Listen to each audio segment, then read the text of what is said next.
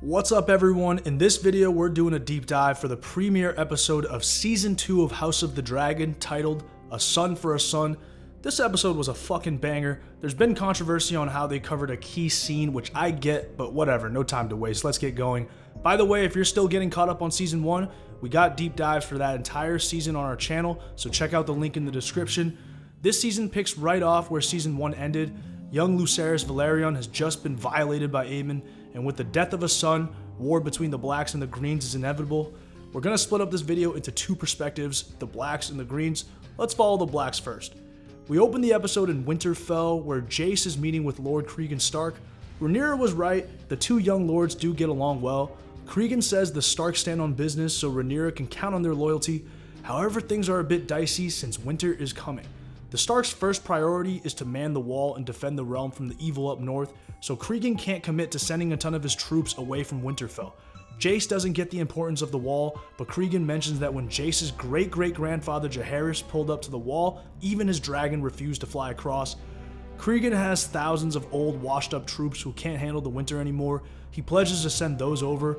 They aren't his best warriors, but they'll fight hard, and Rhaenyra can definitely still use their help. At that moment, a raven arrives, notifying them of Luke's tragic death. It's been going around that we're not going to see Cregan again until Season 3, which kind of sucks because he seems like he has a lot of potential as a character. Not subtle that they frame this as a commentary on duty from the start. Both the Hightowers and Targaryens haven't shown to be super keen on this topic as it's related to the current battle for the throne. We know from Thrones and the fact that the Starks put the realm on their back by offering the first line of defense against the coming winter, and by sending their own to the wall. Can you picture any world where the Targaryen men draw a short straw to see who freezes their ass off in exile for the rest of their life? I like Cregan and he seems to be cool with Jace. When he says graybeards, I am picturing a middle-aged crew of Gimlis with back and knee problems though. Keep breathing, that's the key. Yeah man, I fuck with Cregan super hard. Anyways, back at Dragonstone, news of Luke's death has crushed Rhaenyra as she searches for his body. The blockade of the shipping lanes has already been underway, and Rhaenys has been patrolling the skies with melees. Daemon is angry and eager to exact revenge, and he pleads with Rhaenys to fly with him to tag team Vhagar. Rhaenys says she's not doing anything without Rhaenyra's command, so Daemon can fuck off. It's nice to see somebody stand up to Daemon with the amount of influence that he currently has. Rhaenys' thing is that she doesn't want to be responsible for a ton of bloodshed, hence why she didn't kill Aegon in the first place. Will the war cause more deaths eventually? Yeah, probably. But I think Rhaenys saw personal consequences arising from that move. She also didn't hate Alicent enough to do that when she had the chance. Daemon, on the other hand, is cold-blooded. The mention of Laena softens him for just a second to give empathy for what Rhaenyra is going through. The desire for revenge is very in character for this guy. Meanwhile, the Sea Snake is checking on the ships that will be fortifying the blockade. His own ship is still under repair, and he speaks to a man named Alan. Alan is actually the one who saved Corlys when he was mangled at sea, so the Sea Snake is indebted to him. Corlys is also clearly distraught at Luke's death. Despite not being biologically related to Corlys, Luke carried the Velaryon name, and Corlys seemed very proud of him. Corlys is feeling more consequences of what he's put himself and his family through to be in closer proximity to the Iron Throne. These moves come with a cost, and the loss of Luke as his heir compounds the distress he's feeling from everything else. Seems like this Alan dude might be a worthy ally. Gotta love a gruff guy who just gets shit done and goes about his business. The idea of duty is brought up again here. Rhaenyra does end up finding whatever remains of Luke. He was swallowed whole, so it's really the remains of Arrax with some of Luke's blood.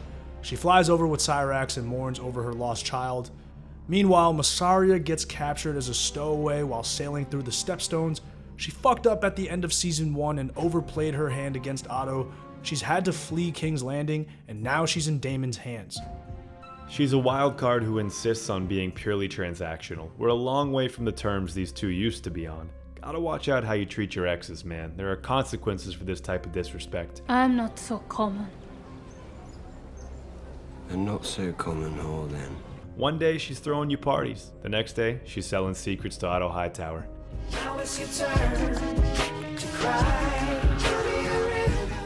Yeah, no love lost between Daemon and Mysaria. At first, he just wants her to be treated as a traitor, but then Rhaenyra returns to Dragonstone and there's fire and pain in her eyes. Her only words in the entire episode are this: I want Aemond Targaryen. So Daemon goes back to Mysaria to tap into her connections at King's Landing. At the same time, Jace finally returns from Winterfell. He tearfully updates Rhaenyra on the results of his trip. Lady Jane Eyre has pledged her loyalty to them in exchange for a dragon to guard the Vale. Cregan Stark is sending over 2,000 men. They then tearfully embrace over Luke's death. Is this going to wither her resolve and commitment to not throwing the realm into a heap of flames? Doesn't look like great odds for peace. The scene with Jace and Rhaenyra was just downright moving. The actors who played Jace, shout out Harry Collette, and Rhaenyra, Emma Darcy, As promised, 2,000 men. made this as close to a kid crying on their mom's shoulder as you can. Alicent actually cares for Rhaenyra and her family to some degree, probably not Daemon, but you know, the rest of them. Their bond as old friends and as mothers is partially responsible for this. Back to Daemon, he secretly returns to King's Landing and connects with a disgraced member of the City Watch, Blood, and a rat catcher in the castle named Cheese. Cheese is in heavy gambling debt, so he needs money.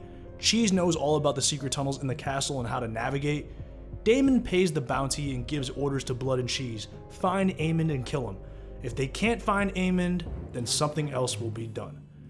Alright, let's quickly jump over to the Greens and see what they've been up to this entire episode. They're outnumbered in terms of dragon power, but having Vhagar can make up for some of that. Eric has his soldiers patrolling the skies to keep an eye out for incoming dragons. They use this massive crossbow-like contraption called a scorpion or something to attack dragons.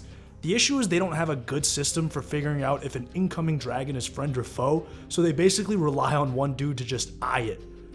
Aegon and Helaena have 2 children, a son named Jaehaerys and a daughter named Jaehaera. I think they're twins, and in the book they have a 3rd younger son named Maelor, but we don't see him in the show.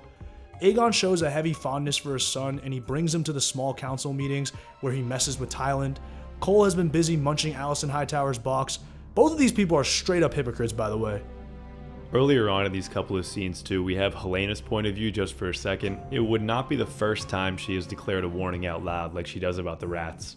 There is a beast beneath the boards. There's some irony in Cole becoming a side piece after throwing a total goddamn fit when Rhaenyra proposed the same arrangement last season. It's almost like Rhaenyra wasn't some evil mastermind and Cole simply refused to analyze his own shortcomings and replaced her with another woman who helped him when he was vulnerable to help rationalize his own patterns of dysfunctional behavior. Anyways, back to the council. Otto is still the hand. Most of the members remain the same. The Starks haven't responded to any of the Green's letters, but the Baratheons should be their allies after Aemond's marriage pact with Boros' daughter Floris. Alicent's been sending apology letters to Rhaenyra for the death of Luke. Obviously, those letters are unanswered. Alicent is a fucking moron. The blockade is hurting the finances of King's Landing. Aegon has also added Aemond to the council, which to me makes sense. In addition to the blockade, the Riverlands remain a problem area for the Greens. The Riverlands are run by House Tully from Riverrun, and Aegon is impatient and just wants to take his dragon and Vhagar to go burn it all down. Vhagar leaving King's Landing would make them defenseless against Rhaenyra, so Otto and Alicent encourage them to be patient. As Daemon might say, Aegon isn't great at this whole being king thing. His focus and grasp of strategy is dog shit, to put it kindly. The Blacks have more dragons, and Vhagar can only be at one place at a time. The crew around him isn't bad. Aemond has a solid grasp of combat path, but Otto is basically just trying to tell Alicent "I told you so" for her decision not to go after Rhaenyra quickly over and over again. Otto and Alicent feuding won't help matters because they're already trying to compensate for a below average king. As for Larys, he continues to plot his way to the top. He clearly knows about Alicent banging Cole. He's also questioned all of the castle's staff and killed the members who are spies. He's also chosen Alicent's staff himself. Yeah, extremely fucking creepy. Alicent is a loser and she continues to just be manipulated by all the men in her life. To my Green supporters who are watching this video, is this your fucking leader? This is what you get when you play with fire. We all knew Larys was a bad guy. Larys replacing Otto's network with his own network makes it seem like he's merely trying to take Otto's place. There's a vibe during the bathtub scene where this is starting to click for Alicent. To play devil's advocate, does she have the ability to call shots because of her role as a woman in this kingdom, or is she stuck playing the hand that she's dealt? As a ruler, Aegon is actually pretty chill to the common folk. He's listening to various petitions. His main course of action is to basically just give them whatever they want. Otto has to step in and curtail a lot of this generosity. Larys sees an opportunity to create some division between Aegon and Otto. He gets him alone time with Aegon and basically tells him that Otto is a buzzkill and just wants to control him. Deep down, the guy just wants to be liked. He's not as cruel as I thought he'd be as king. Granted, we're only one episode deep. Trouble is, he's also not very bright. Larys driving the wedge between Otto and Aegon in a more obvious way than how he did with Alicent, telling a king he should replace his hand and using his deceased father in the manipulation tactic is bold as hell. Alicent and Otto still plan on controlling Aegon, but it's important for Otto not to undermine Alicent publicly at these council meetings. If Aegon starts growing numb to his mother's words, then he simply won't be able to be controlled. Otto is still bitter. He's also made missteps too though. Him trying to force Vaemon's ascendance as the new heir of Driftmark comes to mind. He thinks he's always the smartest person in the room, but he doesn't notice social emotional nuances in the same way that Alicent does. Aemond, meanwhile, has been restless and has been quietly making plans with Criston Cole on how to win the war. He thinks Otto and Alicent are naive in believing that an all-out dragon war can be avoided. He also calls out his mom for scheming for Aegon to take the throne. I fuck with Aemond. He might be evil, but he sees through the bullshit. Otto then pulls up and shuts down the party. He tells Aemond to stop secretly plotting. He can't afford to be impulsive since his brother Aegon is already impulsive as fuck. Cole's got this rare redeeming moment when he sets Aemond straight on his mom not being two-faced. The Rhaenyra hate is a reality we have to accept whenever this guy opens his trap though. Otto speaks the truth here as well. I don't know if they have a chance without him calling most of the shots because everyone else is either running too hot or too cold. This brings us to the biggest event in this episode, Blood and Cheese sneaking into the castle and doing some really bad stuff to a child. Using Cheese's knowledge of the secret tunnels, they make their way into the Red Keep at night. As they sneak around, we see Aegon hammered with his entourage. They're just shooting the shit about potential names that Aegon could take. He really enjoys Aegon the Dragoncock. Blood and Cheese make their way up to the floor where the royals sleep, and there's no guards there. As Blood is looking for Aemond, a maid spots him. Blood says he's there for the rats. She obviously knows that's bullshit, but keeps her mouth shut for her own safety. Blood then goes back to find Cheese with a knife to Helaena. They can't find Aemond, but apparently Daemon told them that another son would do. We then see Jaehaera and Jaehaera sleeping, but they both look like boys. Blood and Cheese threaten Helaena and tell her to point out which one is her son. Helaena is fucking terrified and tries to offer up her necklace, but it doesn't work. She ends up pointing out Jaehaerys, and Blood and Cheese immediately slice the boy's throat and saw off his head. Helaena is mortified and grabs Jaehaera and just speed walks out of the room and down the hall. She runs to Alicent's room and we see her in the middle of a steamy sex session with Criston Cole. Incredible. So Cole was supposed to be standing watch and instead he's banging Alicent. Also, that probably explains why there were no other guards on the watch. Cole didn't want to get caught. Helaena walks in and doesn't even care about the fact that Alicent is having sex. She just sits there in the corner with Jaehaera and quietly mutters, "They killed the boy." Blood and Cheese are fucking savages, man. As far as old white man duos go, these guys are bigger threats to young boys than Sandusky and Jopa. Anyways, the episode then ends with Alicent realizing what just happened. God damn. Based on a couple of Reddit spoilers I may or may not have read before the season started, I was expecting something more sinister out of these two. This duo was basically Dumb and Dumber. The whole pursuit felt like an Edgar Allan Poe short story, and the rat element just makes it even more unsettling. Killing a toddler is pretty diabolical, and it's not going to go over well at all in the aftermath. I give props to the production team in not showing us the actual murder as it goes down. Might be unpopular opinion, but I did not want to see that kid get killed. Alright, that does it for our episode 1 recap. Exciting season ahead. We'll be back with episode 2 after it airs. Thank you everyone for watching. Catch y'all later.